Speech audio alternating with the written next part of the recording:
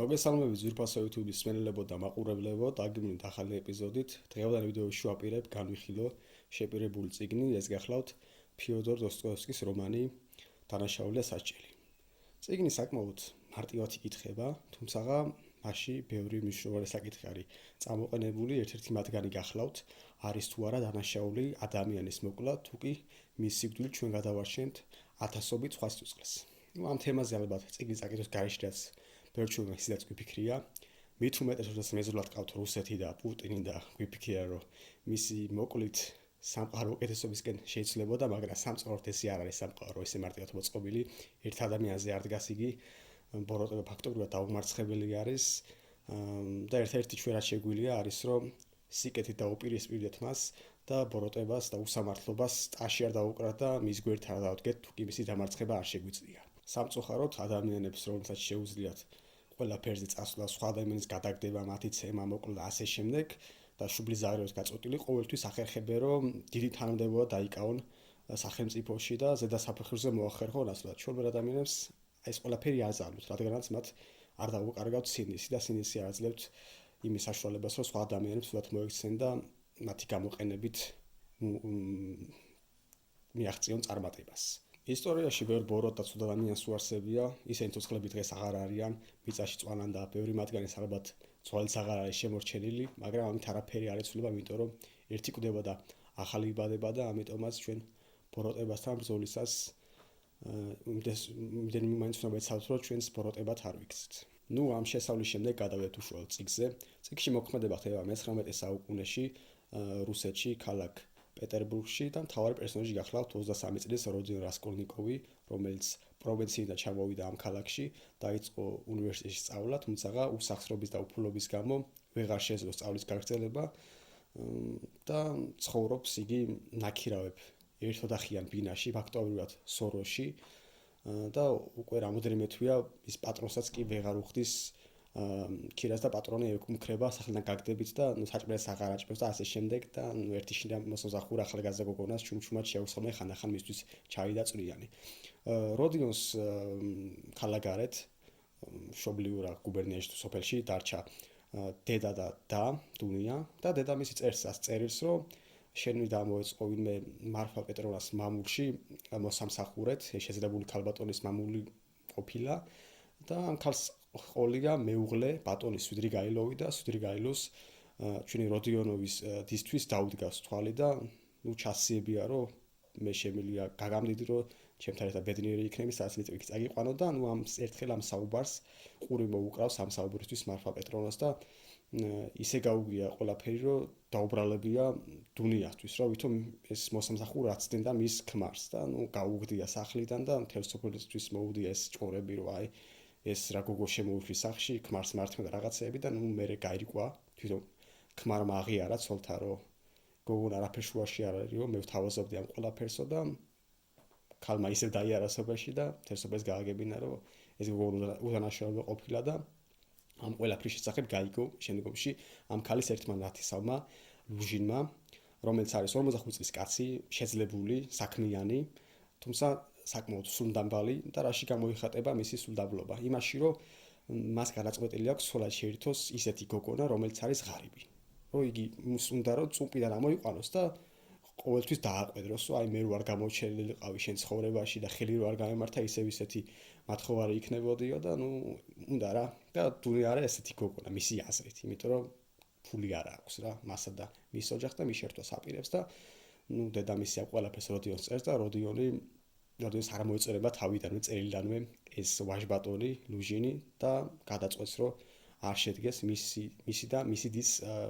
ქორწინება, იმიტომ რომ ხდება, რომ დუნია ფაქტობრივად დედისა და ძმის გამო აპირებს ამ კაცთან, საშინე კაცთან შეუღლებას და არ სურს ასეთი დის ყოლა და ასეთი სიდის ყოლა და ყველაფერს გააკეთებს, რომ ეს ქორწინება არ შედგეს. ამას გარდა რასკოლნიკოვს აქვს ერთი ასეთი ჩანაფიქრი, იგი აპირებს მოკლას ადამიანი, რათა სამყარო შეცვალოს უკეთესობისკენ და საკუთარ თავსაც დაუმტკიცოს, რომ მას შეუძლია ჩაიდინოს დანაშაული ისე, რომ სინისის ქეჯნაც არ იქცნოს. მას ყავს უკვე მსხვერპლი არჩეული, ეს არის მოხუცი ქალი, ბევროხანა, მევახშე, რომელიც გაჭირებული ადამიანების ხარჯზე მტკიცდება, და თან ისე რომ ამ ფულს არაფერში არ ხარჯავს, სახლიდანაც კი არა გადის და როდიონი ფიქრობს, რომ გარეთ უამრავი მშიერი ადამიანი დადის და ეს ფული მათ უფრო გამოადგება და ამ დიადი ჩანაფიქრის შემდეგ, ასე რომ ვთქვათ, გაემართება მოხუცის სახლისკენ, მოკლავს მას ნაჯახის დახმარებით, გაჩრიკავს მის სახლს, ჩაილაგებს ჯიბეში ძვირფასეულობას და ფულს, რომ არც კი გადათვლის, რამდენი იქნება და აქ მოხდება პირველი გაუთვალისწინებელი რამ, სახლში დაბრუნდება ამ ქალის ნახევარ და 35 წლის ლიზავეტა, რომელიც არის მაღალი, ლამაზი, ცოტა ჭკუასუსტი და გულკეთილი ქალბატონი, რომელსაც უფროსის და ხშირად სცემდა ხოლმე და ნებართვის გარშედაც არ უშვებდა ხოლმე გარეთ. და როდიონი იძულებელი გახდება მოწმე მოიშოროს თავიდან და მასაც მოკლავს ადამიანს, რომელიც უზრუნველს აღმოჩნდება ცუდ ადგილას. დანაშაული მოხდა, ახლა კი იწყება უკვე სასჯელი, როდიონი ძლივს გამოაღწევს ბებრუხანას სახლიდან და სახლში რომ მივა თავის სოროში, კი არ დაიწყებს ნივთების დამალვასა და ასლის შემოწმებას აბასისხლიანი ვარ თუ არა, პირდაპირ ჩაეძინება და მეორე დილით მოხდება უცნაური რამ. პოლიციიდან მოუვა შეტყობინება, რომ პოლიციის განყოფილებაში გიბარებთ და როდიონი უკვე ფიქრობს, რომ თუ ესე მალე როგორ გაიგეს ჩემი კვლევების ამბავიო და გაემართება პოლიციის განყოფილებაში და აღმოჩნდება სულ სხვა რამეზე უბარებენ და როდიონი ამის შემდეგ უკვე იტანჯება. იმიტომ რომ სუეჭვები აქვს გონია, რომ ყველა მიცის მისი კვლევების შესახებ და ზურგს უკან დასცინიან, ხანდახან პირში შესცინიან და ხანდახან უჩდება ხოლმე სურვილი, რომ მივიდეს პოლიციაში და დაფქოს ყველაფერი, ყველას გაუზიაროს. ხანდახან სიამაყე მოაწვება ხოლმე და ზოგიერთ ადამიანს კვლევების დეტალებს უზიარებს ხოლმე. ყველა ამ კვლევაზე ლაპარაკობს გარშემო მისი მეგობრები და ნაცნობები და თვითონაც გამოთქვას ხოლმე ვარაუდებს, რომ ჩემი ერთ ესე მოხდებოდა კვლევა, ჩემი ერთ ისე და არავის არ აქვს ახლა სამხილი და არ არსებობს მოწვე, ვინაც დაინახა, რომ როდიონმა მოკლა ეს ორი ადამიანი და ღვთის ვერავისკენ ვერ გაიშვერს და ამიტომ თავისუფლებას აძლევს ხოლმე, რომ ხანდახან წაიტრაბახოს ხოლმე და თავისი ვერსიები ხმამაღლა გამოთქვას. მაგრამ საბოლოოდ როდიონი მაინც გატყდება, მას აღმოჩნდება ადამიანობა, მას აღმოჩნდება სინდისი, ის ვერ გახდება ნაპოლეონი. ნაპოლეონი როდესაც ხარ, შეშიგილია ათასობით ადამიანი სიცოცხლე გაწირო, შეწირო შენ დიად იდეებს, მიზნებს და რასკოლნიკოვი სამწუხაროდ ესეთი ვერ აღმოჩნდება. კი ბატონო, მას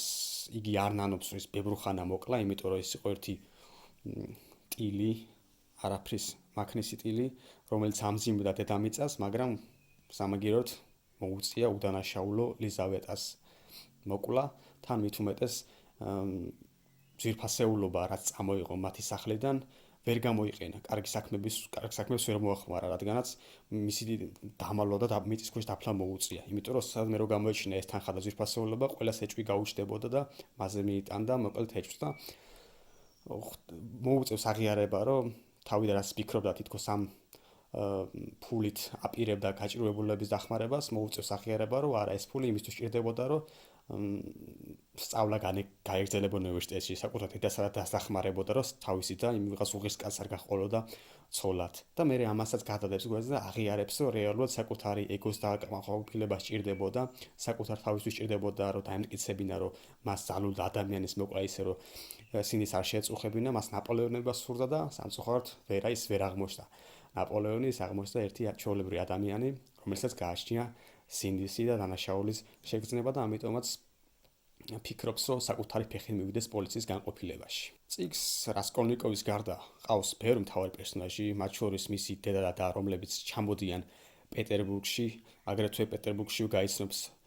თავისი დის საქმროს ლუჟინს და ჩხუბი მოუვა მათ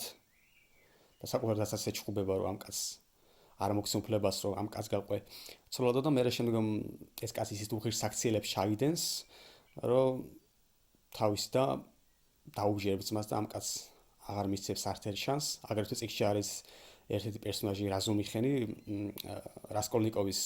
კურსელი, მასაც მოუწია სწავლის დროებით შეწყვეტა, უფულობის გამო მუშაობა არჩია და ამ რაზუმიხინს მოეწონება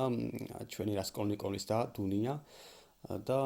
თავიდან რასკოლნიკოვას რამოდენიმე გაეხმურება, რომელსაც დაუძახებს და შემდგომ ეტყვის, რომ თუ რამე გაუთვალისწინებელი რა მოხდა ჩემდას და ჩემ დედაჩემს შენ გაბარებ, იმიტომ რომ რასკოლნიკოვი ფიქრობს, რომ ერთ დღესაც შეიძლება მართლა გარადგეს ნაბიჯი და პოლიციაში მივიდეს და აღიაროს ყველაფერი და მოუწიოს გადასახლებაში ყოფნა. აგრეთვე ერთ-ერთი მთავარი პერსონაჟები არიან მაგალითად ლოთი მარმელადოვი, რომელსაც რასკოლნიკოვი დუქანში გაიცნობს, მას ყავს პირველი ცოლისგან გოგონა სონია 18 წლის და მეორე ცოლისგან მეორე ცოლის შერთვა მოუწია, რომელსაც მოყვათან 3 მცირეწლოვანი ბავშვი და ეს კაცი არის, ცოლი და შვილები ძალიან უყვარს, მაგრამ უუნარო კაცი არის და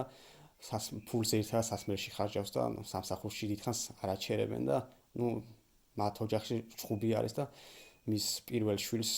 ოფიციალურ შვილს სონიას მოუწევს მეძავად ქცევა, რათა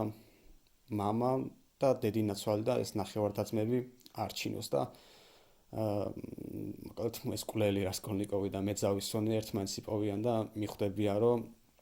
მათ ერთმანეთის გარდა არავინ ყვანან და თუ კი მოხდება ისეთი რამ, რომ რასკოლნიკოვს მოუწევს გადასახლებაში წასვლა ყოფნა, სონია მას თან გაჰყვება. აგრეთვე ერთ-ერთი პერსონაჟი არის ბატონი სუდირგაილოვი დასყიში, რომელიც ვახსენე, რომელიც დუნიას შეუჯდა, ეს ცოლიანი კაცი, მაგრამ ცოლი გარდაეცვალა და ისიც ჩამოვიდა პეტერბურგში და მოკლედ დუნიას არასვენებს, მექალთან კაცი არის და რაღაცა ზრახვები ამოძრავებს მის მიმართ, მაგრამ ბოლოსკენ მაინც რაღაც სინდის ერთი უჯრედი აღმოაჩნდება ამ კაცს და გაემგზავრება ამერიკაში და ამერიკაში გამოგზავრება რას ნიშნავს, დოსტოევსკის კითხვას აუცილებლად ეცოდინება. წიგნი იმით არის საინტერესო, რომ ჩვენ კვლევის თვალით დანახულ სამყაროს უყურებთ, აქამდე ალბათ ბევრი წიგნი იქნება წაკითხული თუ დეტექტიურები, სადაც დეტექტივების თვალით დანახულ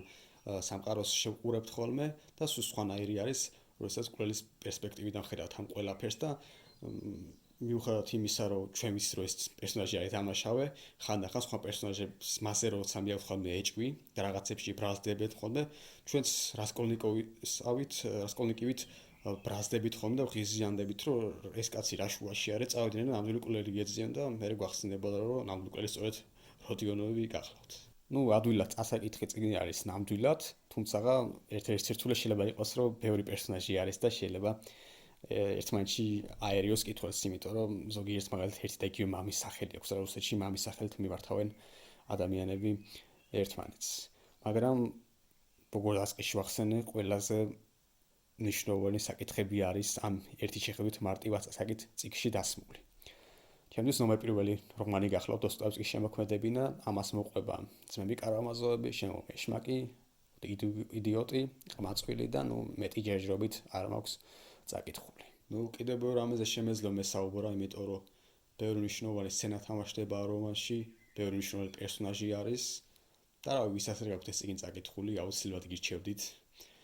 დამიჯერეთ ესე წიგნი თქვენ აქ ექნებათ აქამდე წაკითხული და რაღაც ცვლილებებს გამოიწვევს აუცილებლად თქვენს პიროვნებაში, ჩემს ერთ-ერთი გავლენიანი პერსონაჟი გახლავთ როდიმერ რასკოლნიკოვი, მიუხედავად იმისა, რომ იგი კვლელი არის, ორ ადამიანს მოკლავს, მე მგონი მის მიმართ სიზღი არც ერთ კითხველს არ გვიჩნდება, რადგანაც საბოლოო ჯამში იგი მაინც ადამიანი აღმოჩნდება, მას აღმოჩნდება სინდისი და კაცურად აღიარებს თავის ანაშაულს. დღეისთვის გონი საკმარისი არის, კიდევ ბევრ რამეზე შემეძლო მესაუბრა, უფრო განვერცხო ეს წიგნი. რა ვიცი, სამავლოდ მინდა რომ რომელიმე ჩემ მეგობართან ერთად განვიხილო ეს რომანი ხელმეორედ, იმიტომ რომ მათაც აქვს ეს წიგნი წაკითხული და ძალიან უყვარდა. ჩემთვის საინტერესო იქნება ვიდეო, რომელშიც ორი ადამიანი ვისაუბროთ, უფრო ვრცელიც გამოვა.